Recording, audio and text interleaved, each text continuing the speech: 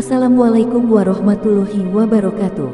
Allahumma sholli ala Sayyidina Muhammad wa ala ali Sayyidina Muhammad. Pemirsa yang dirahmati Allah, marilah kita simak ceramah dari Ustadz Adi Hidayat dengan tema apakah bertawasul menghilangkan pahala. Sebelumnya marilah kita perbanyak sholawat minimal 1000 kali sehari, agar hidup kita penuh barokah dan mendapatkan syafaat kelak. Jangan lupa dukung kami dengan memberikan super thanks seikhlasnya. Marilah kita doakan agar Ustadz Adi Hidayat keluarga diberikan kesehatan dan kebahagiaan dunia dan akhirat. Amin ya robbal alamin. Assalamualaikum Ustadz, dari akun Tlisexen Sis. Baik, Waalaikumsalam warahmatullahi wabarakatuh. Ustadz izin bertanya, apakah jika kita bertawassul pahala kita hilang? Terima kasih sebelumnya Ustadz, semoga Ustadz dan keluarga serta tim KIAI selalu diberikan keberkahan oleh Allah Subhanahu wa taala. Maksudnya, amin.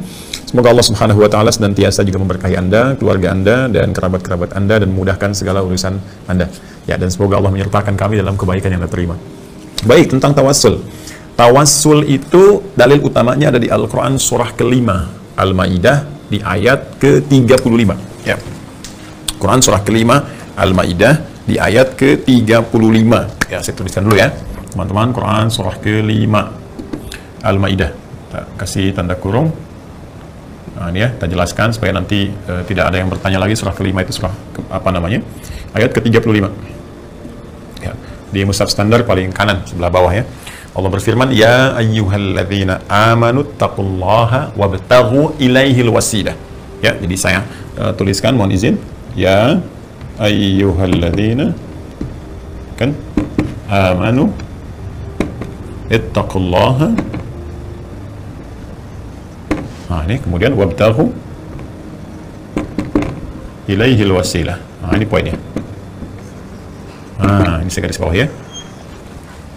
Ya ayyuhalladzina amanu, hai seluruh orang-orang yang telah menyatakan dirinya beriman kepada Allah Subhanahu wa taala. Hai seluruh orang-orang yang telah menyatakan dirinya beriman kepada Allah Subhanahu wa taala. Ittaqullah, tingkatkan selalu takwa kalian kepada Allah Subhanahu wa taala. Wabtaghu ilaihil wasilah, dan carilah untuk dengan meningkatkan takwa tadi, ya, dan carilah dengan meningkatkan takwa tadi al-wasilah, ya, satu wasilah untuk memohonkan kepada Allah guna mengabulkan satu permohonan yang Anda inginkan, ya, atau mengharapkan terwujudnya cita-cita yang Anda dambakan. Nah, ini cara untuk mendapatkan sesuatu melalui satu perangkat meningkatkan takwa. Nah, itu perangkatnya disebut dengan apa? Wasilah. Caranya, prosesnya disebut dengan tawassul. Tawassul itu menggunakan satu perangkat dalam rangka untuk memohon kepada Allah Subhanahu wa taala demi terwujudnya satu hal yang kita harapkan, ya, atau doa yang kita mohonkan, kita kabulkan, ya. Jadi ini prosesnya kemudian jadi satu penamaan disebut dengan tawassul. Nah, tawassul. Nah, jadi tawassul itu kalau kita berbicara hukum jelas kebolehannya, ya, artinya jelas apa? Jelas kebolehannya. Jadi kalau ada pertanyaan di luar tadi apa yang Anda utarakan, apakah boleh bertawassul? Kita jawab boleh. Apa dalilnya? Dalilnya Quran surah kelima Al-Maidah ayat 35. Bahkan diperintahkan oleh Allah Subhanahu wa taala untuk bertawassul. Jadi mencari wasilah demi terwujudnya satu harapan atau satu impian, bahkan doa yang kita mohonkan kepada Allah Subhanahu wa taala. Hanya persoalannya bagaimana cara mengerjakan tawassul yang dibolehkan itu. Ya, jadi kebolehan ini tidak berhenti di hukum bolehnya, tapi berhenti juga, ya, dari aspek penunaiannya.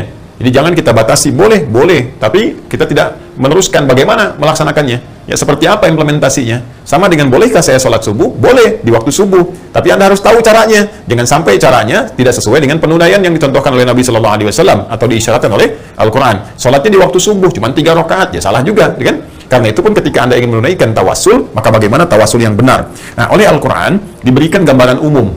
Yang pertama adalah ittaqullah, tingkatkan takwa kepada Allah. Jadi ternyata, pertama teman-teman sekalian, cara efektif untuk menunaikan tawassul ini, menjadikan wasilah untuk bermohon kepada Allah, mengabulkan apa yang kita harapkan, maka tawassul pertama, kata Allah, gunakan dengan peningkatan takwa. Ini, nah, teman-teman sekalian, peningkatan apa? Takwa. Jadi ini yang paling efektif. Allah sendiri yang infokan kepada kita. Sepanjang Anda mampu meningkatkan takwa, mampu tingkatkan takwa. Nah, dengan cara meningkatkan takwa itu, jadikan perantara untuk bermohon kepada Allah.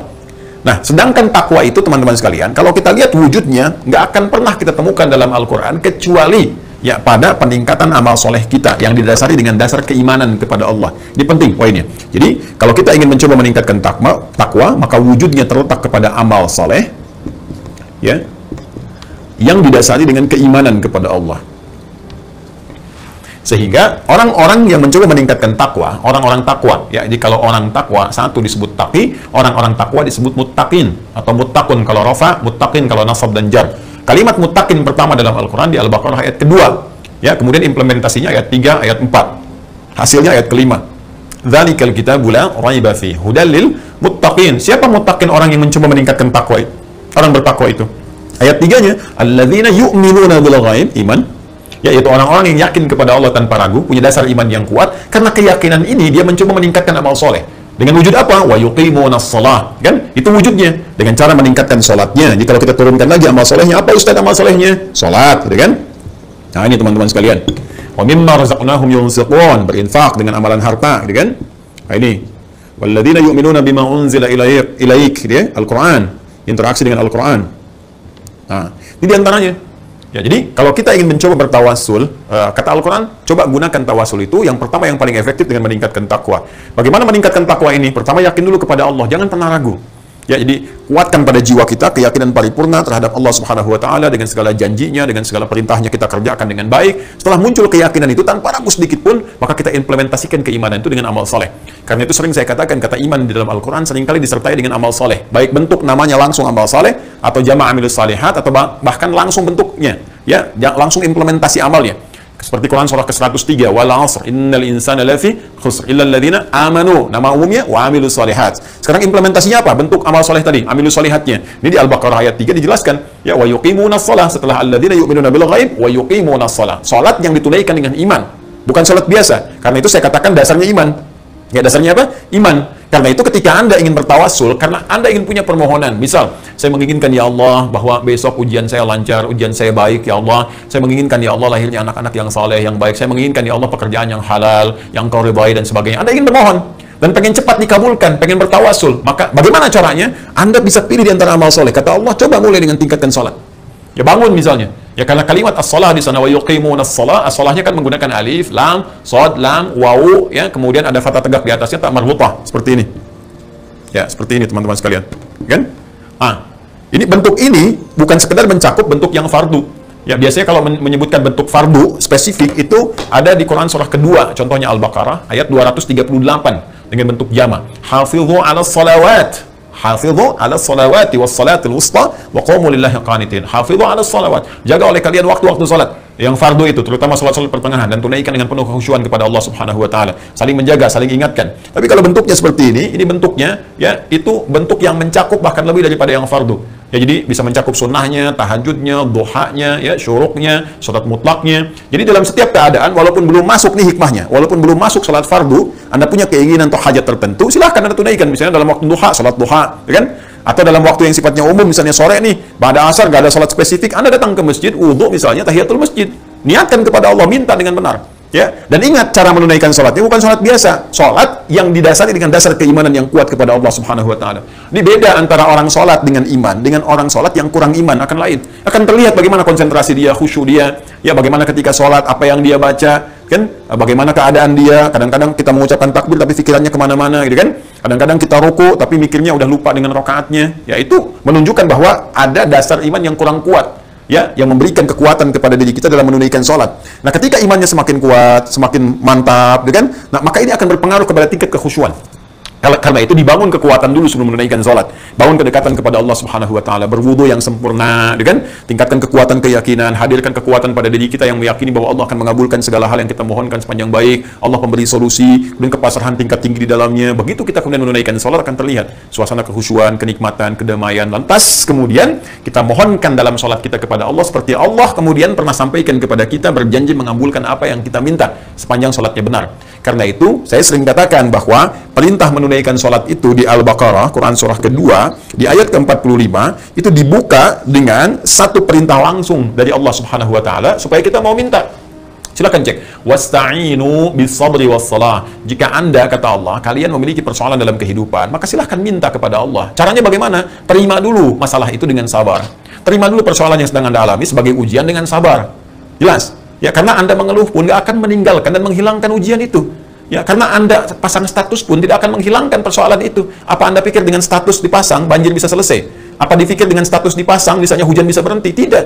Ya, terima dulu sebagai ujian bagi Anda, karena Allah tidak mungkin menguji kalau kita tidak sanggup menjalaninya. Ya, maka ketika kita menerima dengan sabar, kita terima dulu, berikhtiar mencari solusi, setelah itu kita tunaikan sholat. Dalam sholat kita minta.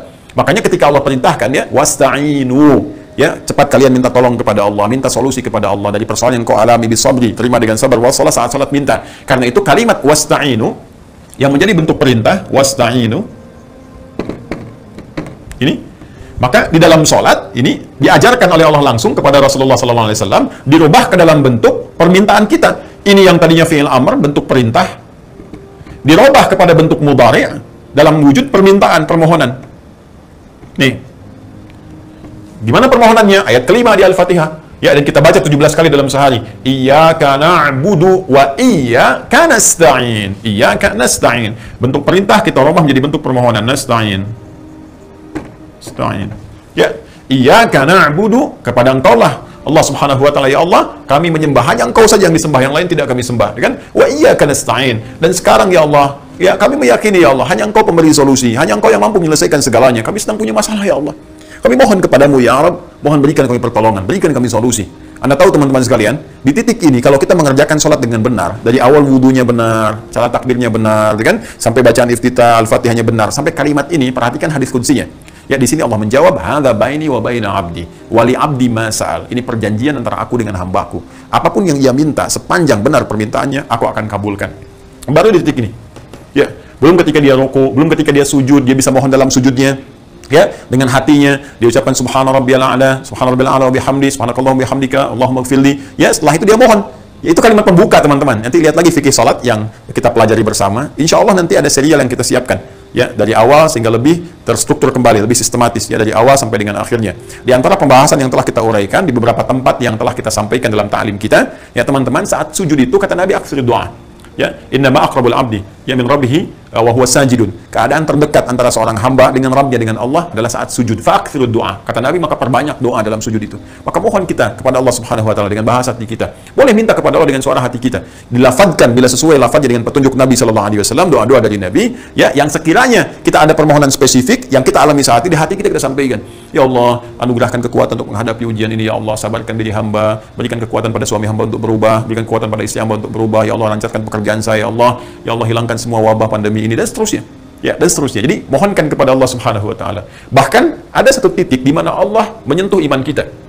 Ya, seakan-akan ingin menguatkan, "Hei, apa dengan segala janjiku kamu belum yakin juga? Di mana imanmu?" Ya, maka di ayat 153 di surah Al-Baqarah, ini kan Quran surah kedua Al-Baqarah, ayat 45, kalimat pembukanya kan wasta'inu. Di ayat 153, ya, paling kanan sebelah bawah, itu Quran surah kedua Al-Baqarah, ayat 153, itu kalimat imannya langsung ditegaskan. Ya ayyuhalladzina amanu. Hei, orang-orang yang telah menyatakan dirinya beriman. Hei, kamu yang punya iman, ya iman itu yakin tanpa ragu. Kan? Aku sudah perintahkan wasta'inu sebelumnya nih, wasta'inu bisabri wassalah. Kamu nggak yakin juga, di mana imanmu? Karena itu kata Allah, ya ayyuhalladzina amanu, ista'inu bisabri wassalah.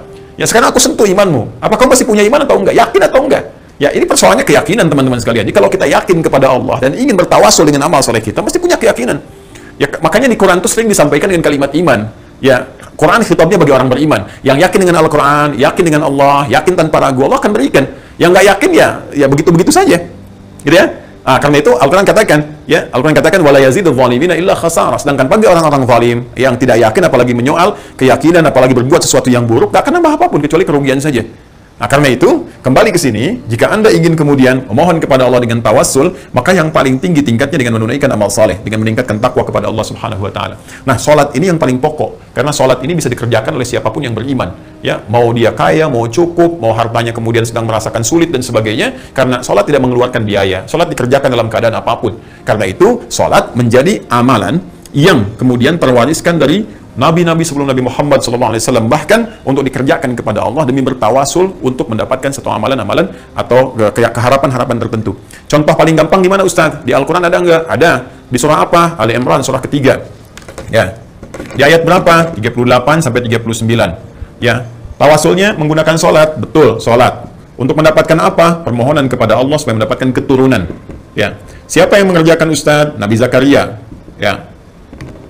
Bagaimana kisahnya, Ustaz? Kita lihat dalam Al-Quran bagaimana Allah menyampaikan kepada kita. Ya hunalika da'a Zakaria rabbah. Di mihrab itulah kemudian Nabi Zakaria bermohon kepada Allah Subhanahu wa taala, berdoa. Ya, dan doa ini dikerjakan dalam sholatnya. Dari mana taunya Ustaz? Nanti kita lihat ya 39. Ya, apa doanya di sini? Beliau berdoa kepada Allah, qala rabbi habli min ladunka dzurriyyatan thayyibah innaka sami'ud du'a. Qala rabbi habli, ya Allah anugerahkan kepadaku karena engkau pemberi yang tak punya batas. Sifat Allah yang memberi tanpa batas. Allah punya nama namanya Wahhab.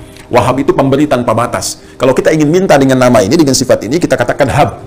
Untuk kita habli, kalau banyak hablana, Rabbana hablana min azwajina wa dzurriyyatina qurrata a'yun. Hab. Ya, kenapa minta dengan al-asmaul husna ya Ustaz? Karena Allah mengajarkan langsung. Buka lagi Quran surah ke-17 misalnya, ya dari ayat 110-nya ketika Allah mengatakan qul ud'ullaha aw ud'ur rahman ayyamma tad'u falahul asmaul husna. Ya, sebut nama Allah, minta ya Allah, mohon, atau Ar-Rahman. Atau kalau Anda punya permohonan spesifik, maka minta dengan nama Allah spesifik yang sesuai dengan permintaan permohonan Anda. Butuh rezeki, sebut ya Razzaq, ya Allah ya Razzaq. Butuh tambahan ilmu untuk menghadapi ujian atau hal tertentu, ya Allah ya Al-Alim. Ya, butuh kekuatan untuk menghadapi satu persoalan, ya Allah ya Sabar. Jadi semua ada di situ. Nabi Zakaria divonis secara medis, gak akan mungkin punya keturunan, kata medis. Kenapa? Karena dilihat, oh ini istrinya saja, mohon maaf, monofos dan mandul. Ini nggak bisa. Karena manusia mengatakan tidak bisa, mustahil, maka teman-teman sekalian, ini tanda dari Allah langsung. Artinya kalau ada manusia mengatakan ini nggak bisa, ini mustahil, ini tanda dari Allah supaya kita mengingat Allah. Ya, sebab kadang-kadang dibuat tanda ketidakmampuan di manusia supaya manusia ingat lagi kepada yang maha mampu. Sehingga kembali kepada Allah Subhanahu wa Ta'ala. Di titik inilah kemudian, kalau kita mengalami satu persoalan dalam kehidupan, ketika mereka mengatakan ini mustahil, ini nggak bisa, ini tanda pertama langsung dari Allah, segera tinggalkan opini hamba, bermohonlah kepada Allah, karena ini diberikan jalan bagi Anda untuk mendekatkan diri kepada Allah Subhanahu wa Ta'ala. Maka mintalah Nabi Zakaria dengan kalimat hab, dari kata Wahhab, ya Rabbi habli min ladunka dzurriyyatan thayyibah. Duhai Allah yang maha pemberi tanpa batas, anugerahkan kepadaku ya Allah keturunan. Ya, mohon dengan segala ketetapanmu, karena manusia mengatakan tidak mungkin, dan disinilah engkau memberikan di luar batas kemungkinan manusia. Innaka sami'ud du'a, kau pasti mendengar doa hamba ya Allah. Kalau kepada yang maha mendengar saya tidak mengabulkan, lantas kepada siapa lagi hamba harus memohon? Jelas. Apa yang terjadi? Begitu itu dikerjakan sebelum sholatnya selesai, bahkan saat doanya baru selesai, sholatnya belum selesai, ya itu masih berdiri dalam sholatnya, masih berdiri, bahasa Arabnya disebut qa'im. Ya, qa'imun. Ya, qa'imun. Nah, ini masih berdiri. Jelas. Masih sholat, belum selesai sholatnya, disebut yusolli.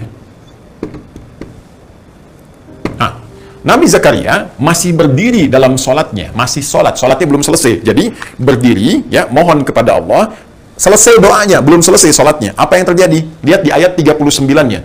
Di ayat 39, begitu selesai doanya, tiba-tiba fanadathul malaikatu wa huwa qa'imun yusalli fil mihrabi. Ya, baru selesai kemudian doanya, belum selesai sholatnya, tiba kemudian datang malaikat menyampaikan, menyuruh beliau, fanadathul malaikatu, maka menyampaikan malaikat kepada beliau, wa huwa qa'imun, sedangkan beliau ini masih berdiri, baru selesai doa, masih berdiri, yusalli, masih sholat, belum selesai sholatnya. Perhatikan, kekuatan sholat yang dilakukan dengan dasar keimanan yang kuat, kepasrahan, keyakinan, sifat qanaah, itu Allahu Akbar, bisa seketika langsung mengabulkan doa, bahkan sholatnya belum tuntas dikerjakan. Ya, annallaha yubashshiruka bi Yahya. Kata malaikat, Allah memberi kabar gembira kepadamu, Allah akan mengabulkan. Ya, Allah telah mengabulkan doamu dan akan menganugerahkan kepada engkau seorang anak laki-laki, langsung namanya diberikan oleh Allah, yaitu Yahya. Ya, berarti hidup, seorang yang hidup, yang kata manusia mustahil, dari rahim seorang perempuan yang maaf, monofos dan mandul, terakhir bayi yang hidup, kata Allah, dia lahir dan hidup dengan kuasa Allah Subhanahu wa Ta'ala. Ini diantara contoh tawasul yang menggunakan apa? Sholat. Ya, ada lagi dengan ibadah, dengan bermohon, dengan peningkatan, seperti yang diuji dengan penyakit. Ya, siapa? Nabi Ayub misalnya, alaihi salam, di Quran surah ke-21. Ya, Quran surah ke-21, di ayat ke-83 sampai 84. Ya, wa ayyuba idnada rabbahu anni massaniya dhurru wa anta arhamur rahimin. Ya, ketika Ayub berdoa, bermohon kepada Allah, bertawasul dengan doanya, dan doa bagian dari peningkatan takwa. Ya, makanya dalam orang-orang yang bertakwa itu diajak untuk berdoa. Dan bukankah sholat itu maknanya adalah doa? As-sholatu hiya doa. Ya, as-sholatu hiya doa. Dan karena itu di sini kemudian Nabi Ayub berdoa kepada Allah Subhanahu wa Ta'ala, dan doa itu bagian dari takwa kita. Jadi ketika seseorang beriman banyak berdoa kepada Allah, doa itu bagian dari tawasul kita, minta kepada Allah lewat doa yang kita mohonkan. Ya, tapi apakah sekedar doa itu dipanjatkan biasa? Tidak. Nanti kita akan lihat ayatnya. Ya, ketika Allah menyampaikan wa ayyuba, dan aku buka kisah Ayyub alaihissalam, idnada rabbahu, ketika bermohon berdoa kepadanya, kepada Allah Subhanahu wa Ta'ala, ya, anni massaniya dhurru wa anta arhamur rahimin. Ya Allah, penyakit ini telah mengganggu saya, menyakiti saya, mengganggu saya untuk menunaikan ibadah dengan sempurna. Jadi Ayyub alaihissalam ini masya Allah rajin ibadah. Ya, diuji oleh Allah, kemudian dengan hilangnya harta benda, hancur asetnya, makin meningkat ibadah lagi. Wafat, meninggal, ya, keturunannya semua tanpa kecuali, ya, dikisahkan ada 12 anaknya meninggal kemudian seketika 12-nya itu, tapi masih meningkat lagi, bahkan berikhtiar dengan ibadah lagi. Dikasih ujian sakit, masih ibadah lagi, bahkan berikhtiar kepada Allah dengan ibadahnya. dan menikmati, mensyukuri apa yang Allah berikan kepadanya dan berikhtiar memohon kepada Allah dengan itu semua. Ya, lantas apa yang terjadi? Ya, orang yang rajin ibadah, yang kuat teman-teman sekalian, itu disebut abid namanya. Ya, Allah itu ma'bud, ya ma'budul haq. Kita yang menyembah disebut abid. Cara kita menyembah na'bud, ya. Iyyaka na'budu. Allah ma'budul haq, kitanya abid. Ya, hambanya disebut abidun atau abidin, gitu kan? Nah, sekarang perhatikan baik-baik. Apa yang terjadi ketika beliau banyak meningkatkan ibadahnya kepada Allah, memohon kepada Allah, ya ketika sakit, dan sakit itu sudah mulai mengganggu beliau untuk ibadah, menyakitinya. Ya, jadi ketika beliau terima penyakit itu, lancar ibadah, nggak ada masalah. Tapi ketika mengganggu, ya sholat sudah mulai nggak enak, gitu kan? Mau zikir kepada Allah sudah mulai terganggu dan sudah mulai tersakiti, maka memohon kepada Allah Subhanahu wa taala. Ya anni masani yadhurru wa anta arhamur rahimin. Ya Allah, Engkau yang paling sayang kepada hamba. Kalau yang paling sayang saya tidak menyembuhkan, lantas kepada siapa lagi hamba memohon? Ketika itu dilakukan oleh Ayyub alaihissalam, maka apa yang terjadi? Fastajabna lahu. Fakashafna ma bihi min dhurr. Enggak pakai lama kata Quran, pakai fa. Harfu atfin rabitin baina syai'aini bila hudud. Ya, sama persis dengan Nabi Zakaria alaihissalam. Zakaria baru berdoa, selesai, langsung dikabul. Ya, harfu atfin rabitin baina syai'aini bila hudud. Huruf yang merangkai dua peristiwa tanpa jeda. Jadi peristiwa ini selesai, yang lainnya datang. Jadi peristiwa pertama berdoa, begitu selesai doanya, datang jawaban seketika, pakai fa. Ya, fastajabna, kami seketika jawab, begitu selesai doanya, kami jawab doanya. Ya, fastajabna lahu fakashafna ma bihi min dhurr. Ya, maka ketika kami jawab, kami sembuhkan seluruh apa yang menyakiti Ayyub alaihissalam. Wa atainahu mithlahu ma'ahum, ya, wa atainahu ahlahu wa mithlahu ma'ahum rahmatan min indina. Kemudian tidak cukup kami sembuhkan, kami balikin lagi harta benda yang hilangnya, keluarga yang meninggal. Kemudian setelah itu, ya, datang teman-teman sekalian, orang-orang ketika mendengar Ayyub sembuh. Ayyub itu orang baik, ya, suka berbagi dengan orang-orang. Ketika mendengar sembuh, datang orang bawa lagi harta benda, ngasih selamat, ngasih ini, ngasih itu, sehingga hartanya 2 kali lipat dari sebelumnya. Kemudian istrinya bergaul kembali, lahir, setiap lahiran kembar sampai ya mithlahu ma'ahum lahir 24. Ya, jadi karena kembar 12 kali kemudian dilahirkan 24. Yang sebelumnya 12 anaknya, kemudian diuji dengan meninggal, lahir lagi diganti oleh Allah Subhanahu wa taala dengan 24 yang baru, keturunan baru. Jadi sehat lagi, harta bertambah, yang paling luar biasa adalah keturunan pun kemudian menjadi lebih baik. Ya, dan yang paling dahsyat belum selesai ayatnya. Wa dzikra lil abidin. Ini kata Allah mesti menjadi zikrun, inspirasi untuk meningkatkan ibadah. Ya, ibadah. Wa dzikra ini mesti menjadi pengingat. Zikir itu amalan yang kita kerjakan untuk mengingat Allah Subhanahu wa taala. Di setiap aktivitas yang kita kerjakan untuk mengingat Allah sehingga tersambung kita dengan Allah disebut zikrun namanya. Sehingga salat disebut dengan zikir. Quran surah ke-20 ayat 14. Ya wa aqimis salata lidzikri. Innani anallahu la ilaha illa ana fa'budni wa aqimis salata lidzikri. Berdoa disebut zikir karena saat doa kita ingat dengan Allah. Quran surah ke-7 ayat 205. Wadhkur rabbaka fi nafsika tadarruan wa khifatan wa dunal jahri minal qaul. Kita kalimat thayyibah subhanallah alhamdulillah Allahu akbar istighfar, itu zikir yang kita kerjakan ba'da salat. Quran surah ke-4 misalnya An-Nisa ayat 103. Fa idza qadaytumus salata fadhkurullah. Di semua ibadah yang kita kerjakan untuk mengingat Allah disebut dengan apa? Zikir. Saat kita tunaikan ibadahnya menyembah Allah dengan kekhusyuan, dengan dasar iman yang kuat disebut dengan abid. Maka Allah katakan wa dzikra lil abidin. Artinya, kalau Anda mau, teman-teman sekalian, tingkatkan ibadah Anda kepada Allah. Silahkan berikhtiar. Saat sakit, seperti Nabi sampaikan, ikhtiar. Ya, Anda ikhtiar, cari obat misalnya, obat ke medis dan sebagainya. Bersamaan dengan itu, ikhtiar Anda bermohon kepada Allah.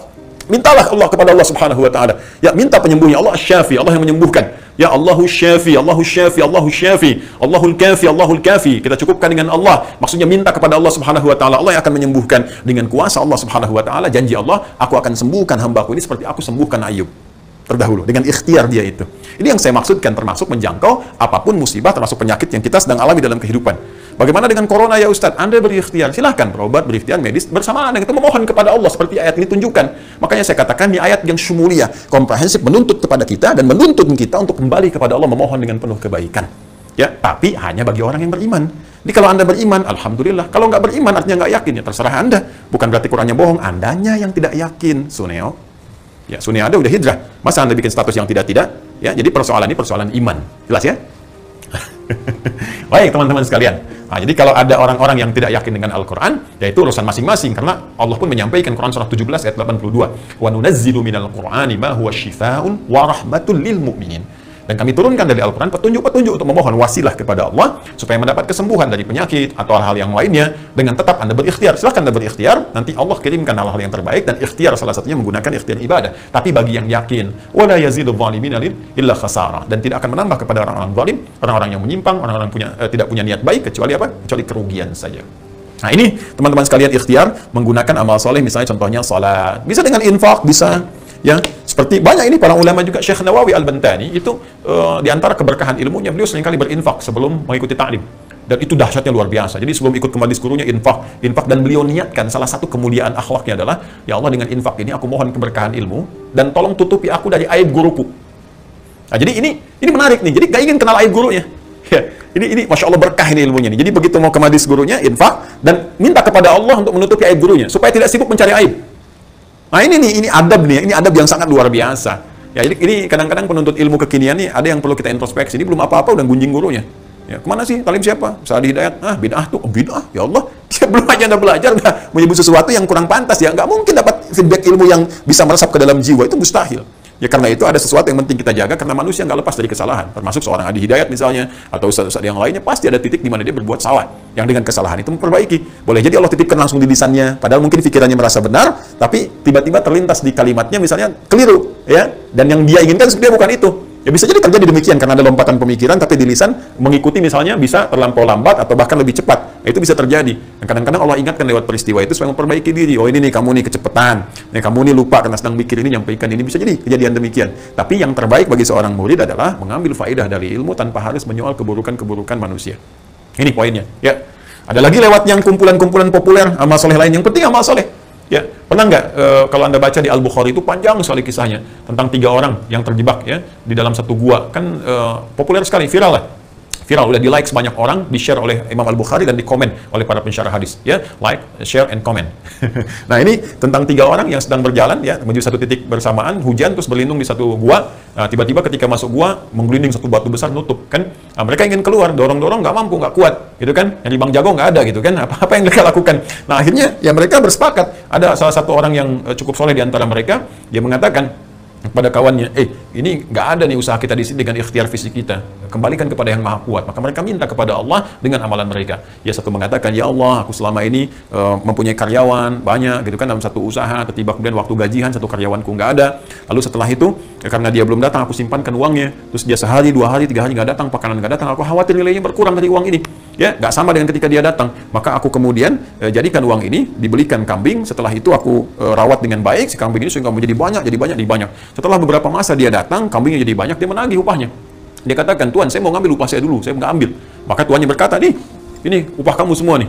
Dia berkata, oh kamu bercanda, katanya. Ya, kamu bercanda gitu kan, kamu sedang bercanda dengan saya. Kata tuannya, tidak. Dulu waktu kamu datang, uang kamu itu nggak mau kamu ambil, kamu tidak ada, kamu pergi, saya belikan kambing supaya nilainya tidak berkurang. Sekarang kambingnya jadi banyak, dia punya kamu semua. Maka dia gembira sekali, dia bawa kambingnya ya tanpa menyisakan tuku satu pun. Ya, dan dia berkata dengan gembiranya dia pergi gitu kan, dia bawa semuanya itu. Maka aku ridha dengan semua itu. Jika memang yang aku kerjakan ini ya Allah di sisimu punya nilai di hadapun ya Allah sebagai amalan terbaik yang pernah aku kerjakan, mohon dengan itu keluarkan kami dari kungkungan batu ini. Dia bertawasul, mohon dengan amalan tadi keluarkan kami dari batu ini. Begitu kemudian didorong, ya ada ikhtiarnya juga, ya. Jadi ada ikhtiar, begitu didorong lagi tiba-tiba bergeser, tapi mereka belum bisa keluar. Yang tadi nggak kuat, kemudian ikhtiar tadi didorong karena tawasul bergeser. Nah, terus ada yang lagi berkata dengan ikhtiar berbuat baik kepada ibunya. Ternyata Masya Allah berbuat baik pada ibu ini itu melahirkan feedback kepada kita, kemudahan, pembebasan dari kesulitan dan sebagainya. Ya Allah, aku punya seorang ibu, aku berikan yang terbaik pelayanan kepadanya, sampai nggak pernah kemudian aku minum susu sebelum ibuku minum, makanan di rumah dimakan setelah ibu duluan, sampai satu ketika aku pulang kemudian dari hutan, ya mencari satu hal kebutuhan, ya tiba-tiba kemudian aku dapatkan ibuku sudah tidur. Lalu dia belum minum susunya. Maka ya Allah, aku pegang dan kau maha menyaksikan, aku pegang nampan susu itu di samping ibuku sampai dia bangun. Ya, dan kemudian setelah itu ketika bangun aku minumkan kepada beliau, baru di situ pun kami makan dan minum pada saat itu. Dan aku tidak pernah mengatakan kepada ibuku bahwa aku telah memegang nampan itu dari sejak tidur sampai bangun, berapa jam itu. Ya, kalau itu menjadi pengabdian terbaik untuk ibuku dan bernilai di hadapanmu ya Allah sebagai amal saleh, mohon bebaskan kami dari kungkungan batu ini. Maka dia naik, dia dorong, bergeser lagi. Dan yang terakhir, ya seorang juga berkata kepada Allah, bermohon dia dalam doanya, ya Allah, dulu aku seorang rentenir yang menerapkan riba yang sangat luar biasa, dan aku jatuh cinta dengan seorang keponakanku perempuan. Ya, maka setelah itu terjadi peristiwa bapaknya minjam kepadaku dan utangnya cukup besar, si anak minta dibebaskan.